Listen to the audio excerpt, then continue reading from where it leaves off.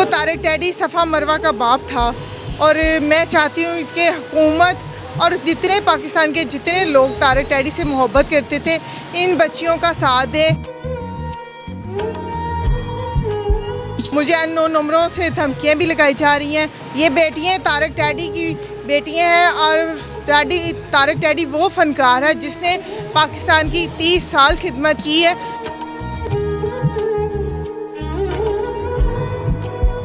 आखिरी लम्हे तक भी मैंने कोशिश की पर इन लोगों ने नहीं मिलने दी। फनकारों ने किसी ने बच्चियों पे सर पे प्यार नहीं दिया, ये सब जानते हैं। किसी बच्ची को गले लगाया, किसी ने मीडिया वाले ने कवर किया नहीं। क्या वजह? ये तारिक टैडी की बेटी नहीं यतीम हुई थी।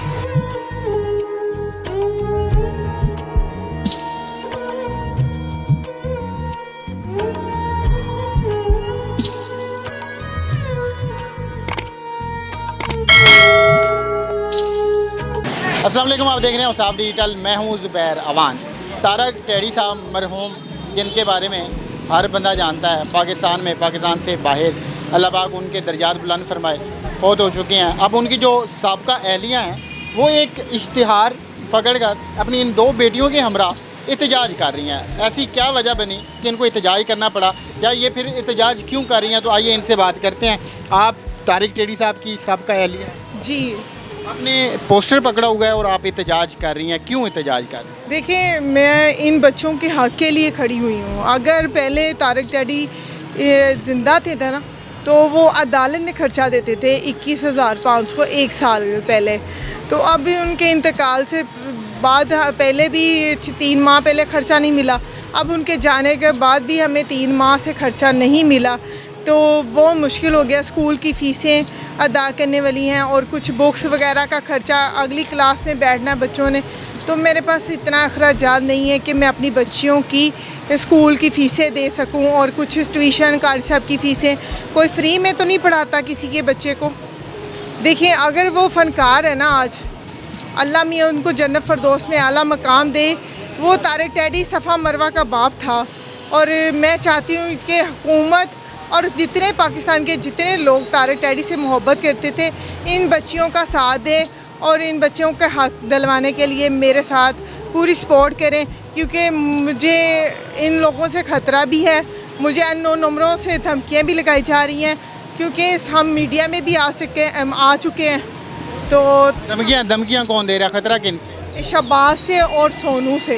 अब ये शहबाज और सोनी कौन है? जुनैद, सोनू उसको प्यार से कहते हैं, जुनैद और शहबाज उसके में तारिक टैडी का छोटा भाई, जो हम पे कीचड़ उछाल रहा है, बच्चियों पे उछाल रहा है। 10 साल पहले उसको याद नहीं है, आज मीडिया में खड़े होकर कहता है मुझे दे दो। किस हक़ से दूँ तुम्हें शर्म होनी चाहिए। उनके बाप से नहीं मिलने दिया, आज हक़ के लिए हम खड़े हुए हैं, तो आज हमें दे दो। क्यों दे दे? ये बेटियाँ तारिक टैडी की बेटियाँ हैं और तारिक टैडी वो फ़नकार है जिसने पाकिस्तान की 30 साल खिदमत की है।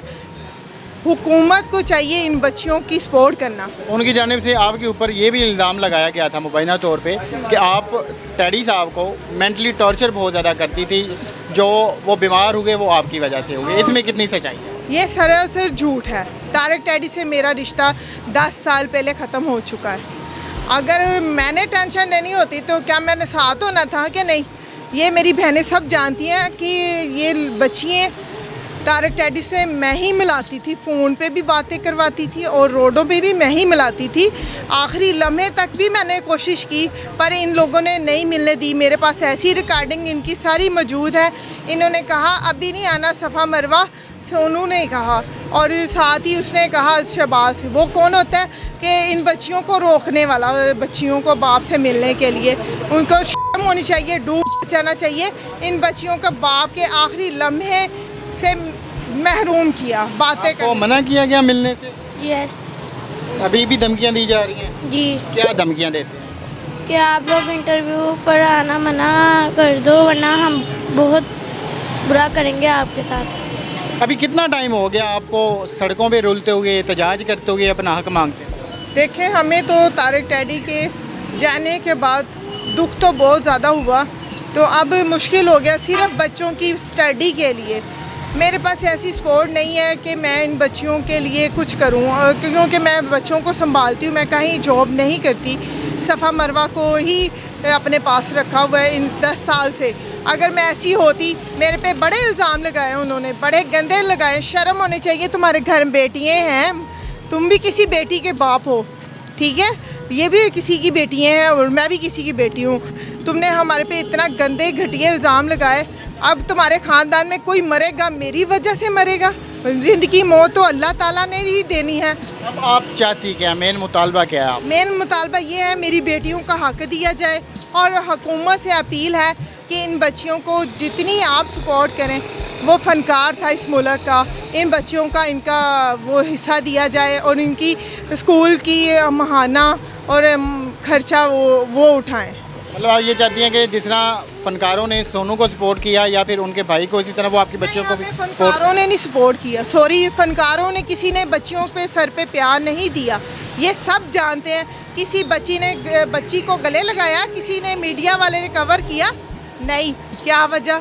ये तारक डैडी की बेटी है नहीं यतीम हुई थी, शिकेला बेटा ही सोनू यतीम हुआ था।